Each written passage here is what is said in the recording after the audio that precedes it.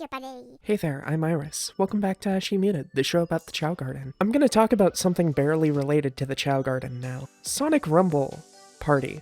Why did they... whatever. This game is really weird. This is the Chow show, so I'll mostly just be going over how it connects to Chow, but I'll start with a little bit of an overview. Sonic Rumble is a party platformer, for lack of a better genre description. You get put into matches with other players, do a series of levels with different goals, with the player count slowly getting smaller as the rounds go on, leading to more intense finales as you try to win. It sounds simple, but the game actually ended up in a weird development limbo for a while. Not just, oh, the game was delayed a bunch. They said they would be indefinitely holding off on a global release to change major things and make for a better experience. Seems totally reasonable, but, global release? Yeah, the game was still available for certain test regions the whole time, and when the global release happened, it was Sonic Rumble. I don't know, there were probably some major back-end changes, or maybe I just didn't pay enough attention to how it was changing in the time leading up to the global launch, but the whole thing still just kinda confuses me. Big changes did come eventually, though, signified by... okay, yeah, let's talk about the name. Sonic Rumble wasn't that great of a name. It felt a bit more serious and competitive than the game actually was, so it made sense to change it. It's more of a party game, so maybe Sonic Party would work better? Well, that would just make people expect something more like Mario Party, so it makes sense not to go for that either. So they went with both. I don't like this name. It feels weird to say. Is it Sonic Rumble Party or Sonic Rumble Party? Did this name change actually help at all?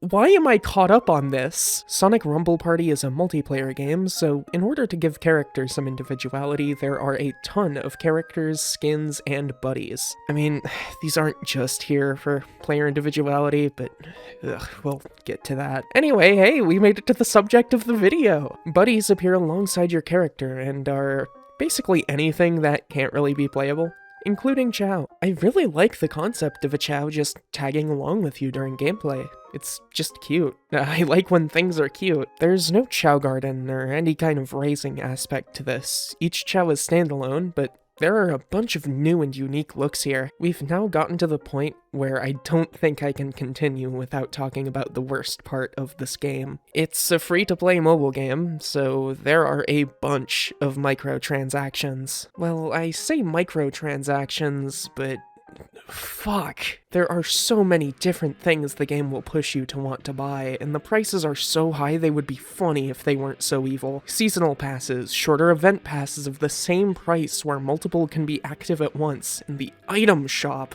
Red star rings are used as a premium currency, and the items you buy with them get wildly expensive. Upwards of around $50 for a skin or $20 for a buddy. They can give out some free red rings every now and then. It's how I have what I do have in this game. I don't want to spend money on this.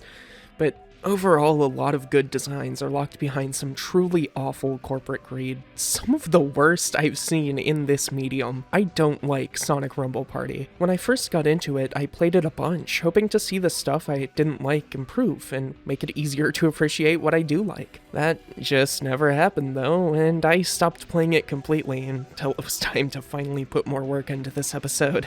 I like talking about the stuff I like. That's kind of what this show is all about. And I don't like talking about the stuff I don't like.